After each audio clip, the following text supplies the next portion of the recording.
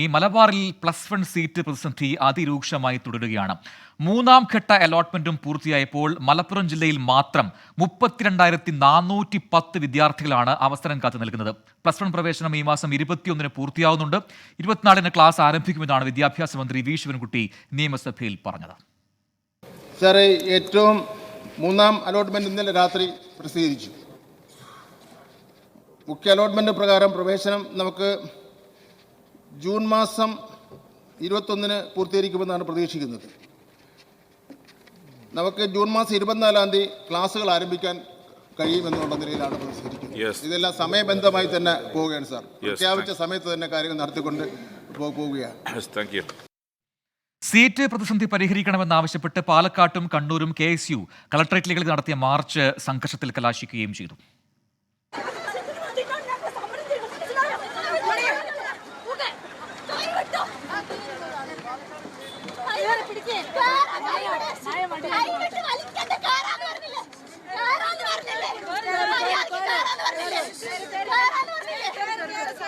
ശരി, ഷഹദ് റഹ്മാനുണ്ട് മലപ്പുറത്ത് നിന്നും ഏറ്റവും പുതിയ അപ്ഡേറ്റുകളുമായി. ഷഹദ്, ഈ സീറ്റ് പ്രതിസന്ധി അത് കാലങ്ങളായി ചർച്ച ചെയ്യുന്നതാണ്. അതിൽ സർക്കാർ എന്ത് നിലപാട് സ്വീകരിക്കുന്നത് ഏറ്റവും ശ്രദ്ധേയമായ കാര്യമാണ്. എപ്പോഴും ഇനി സപ്ലിമെന്ററി അലോട്ട്മെന്റ് മാത്രമാണ് ബാക്കിയുള്ളതെന്നാണ് ഞാൻ മനസ്സിലാക്കുന്നത്. 32,410 വിദ്യാർത്ഥികൾ ഇപ്പോഴും പുറത്താണ്, ഒരു പ്രവേശനവും ലഭിക്കാതെ. അപ്പോൾ ശരിക്കും അവർക്ക് ആഗ്രഹിക്കുന്ന കോഴ്സുകൾക്ക് ചേരാൻ കഴിയാതെ സർക്കാർ പറയുന്ന മറ്റ് കോഴ്സുകളിലേക്ക്, +2 അല്ലാത്ത മറ്റു കോഴ്സുകളിലേക്ക് പോകേണ്ടി വരുമോ എന്ന ആശങ്ക അവർക്കുണ്ട്.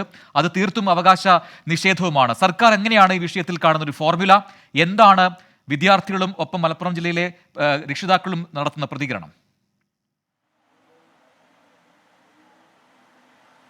പ്രജിൻ, ഇതിലൊരു ഫോർമുല എന്ന് പറയുന്നത് സ്വാഭാവികമായിട്ടും അല്ലെങ്കിൽ ഏറ്റവും പ്രധാനമായിട്ട് അടിയന്തരമായിട്ട് നടത്തേണ്ടത് കൂടുതൽ സീറ്റുകൾ അനുവദിക്കുക എന്നുള്ളതാണ്. പക്ഷേ നിലവിലെ സാഹചര്യത്തിൽ സർക്കാർ അത്തരത്തിലൊരു കാര്യത്തിന് മുതിരുമോ എന്ന കാര്യത്തിൽ സംശയമാണ്. കാരണം ഈ ഒരു കണക്കുകൾ പുറത്തു വന്ന തുടക്കം മുതൽ തന്നെ വിദ്യാഭ്യാസ മന്ത്രി ആവർത്തിച്ച നിയമസഭയിലും പുറത്തും പറഞ്ഞുകൊണ്ടിരിക്കുന്നത് നിലവിൽ മാധ്യമങ്ങളിൽ വരുന്ന കണക്കുകളോ അല്ലെങ്കിൽ പ്രതിപക്ഷം ഉന്നയിക്കുന്ന തരത്തിലുള്ള ആരോപണങ്ങളോ അത്ര വലിയ ഗൗരവമുള്ളതല്ല. മാത്രമല്ല, ഈ ആരോപണങ്ങളൊക്കെ തന്നെ അടിസ്ഥാനരഹിതമാണ്, അത് രാഷ്ട്രീയ പ്രേരിതമാണ്.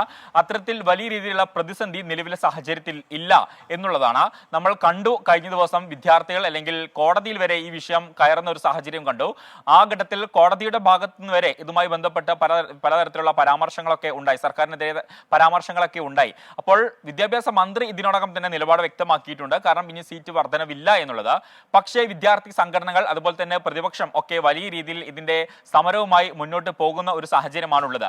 പക്ഷേ ഈ വിദ്യാഭ്യാസ മന്ത്രി ഇതൊക്കെ പറയുമ്പോഴും കണക്കുകൾ നമ്മുടെ മുന്നിൽ കൃത്യമായിട്ടുണ്ട്. ഇപ്പോൾ ഇന്നലെ രാത്രിയാണ് ഇത് മൂന്നാം ഘട്ട അലോട്ട്മെന്റിന്റെ ലിസ്റ്റ് പുറത്തു വന്നത്.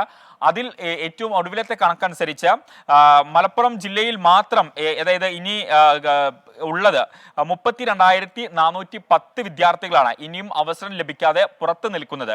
അതായത് ഏറ്റവും കൂടുതൽ വിദ്യാർത്ഥികൾ പരീക്ഷ എഴുതിയ ജില്ലയാണ് മലപ്പുറം. ഏറ്റവും കൂടുതൽ വിദ്യാർത്ഥികൾ ഉപരിപഠനത്തിന് അർഹത നേടിയ ജില്ലയാണ് മലപ്പുറം. അപ്പോൾ മലപ്പുറത്തെ സംബന്ധിച്ചിടത്തോളം ഏറ്റവും കൂടുതൽ വിദ്യാർത്ഥികൾ ഉപരിപഠനം നേടി എന്നുള്ളത് കൊണ്ട് തന്നെ കൂടുതൽ സീറ്റുകൾ ഇവിടെ ആവശ്യമാണ്. പക്ഷേ മതിയായിട്ടുള്ള സീറ്റുകൾ നിലവിലെ സാഹചര്യത്തിൽ ഇല്ല എന്നുള്ളത് ഒരു യാഥാർത്ഥ്യമാണ്. മുഴുവൻ വിഷയങ്ങളിലും A+ കിട്ടിയ വിദ്യാർത്ഥികൾക്ക് പോലും ഇപ്പോഴും അലോട്ട്മെന്റിൽ അവസരം ലഭിച്ചിട്ടില്ല എന്നുള്ളതാണ് ഏറ്റവും എടുത്തു പറയേണ്ട ഒരു കാര്യം. നമ്മൾ ഇന്ന് പലപ്പോഴും പല വിദ്യാർത്ഥികളുമായിട്ട് നേരിട്ട് സംസാരിക്കാൻ ശ്രമിച്ചിട്ടുണ്ടായിരുന്നു. പക്ഷേ പല വിദ്യാർത്ഥികൾക്കും ഇത്തരത്തിൽ മാധ്യമങ്ങളിൽ വന്ന് സംസാരിച്ചു കഴിഞ്ഞാൽ അവസരം നിഷേധിക്കപ്പെടുമോ എന്ന ഭയം കൊണ്ടാണ് പലരും പിന്തിരിഞ്ഞിട്ടുള്ളത്. പക്ഷേ ഈ കണക്കുകൾ നമുക്ക് മുന്നിലുണ്ട്.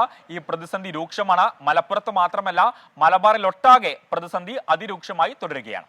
ശരി ഷഹദ്, എന്നാലും ഈ മലപ്പുറത്ത് പ്രത്യേകിച്ച് 32,410 വിദ്യാർത്ഥികൾ അവരിനി എന്ത് ചെയ്യും എന്നൊരു ആശങ്കയുണ്ട്. ഈ സപ്ലിമെൻ്ററി ലിസ്റ്റിലെങ്കിലും അവർക്ക് ഇടം കിട്ടുമോ +1 പ്രവേശനത്തിന് എന്നൊരു ചോദ്യമാണ്. പക്ഷേ കണക്കുകൾ സൂചിപ്പിക്കുന്ന പ്രകാരമാണെങ്കിൽ അത്രയും മാത്രം സീറ്റുകൾ ഇനി ബാക്കിയില്ല എന്നതാണ് യാഥാർത്ഥ്യം.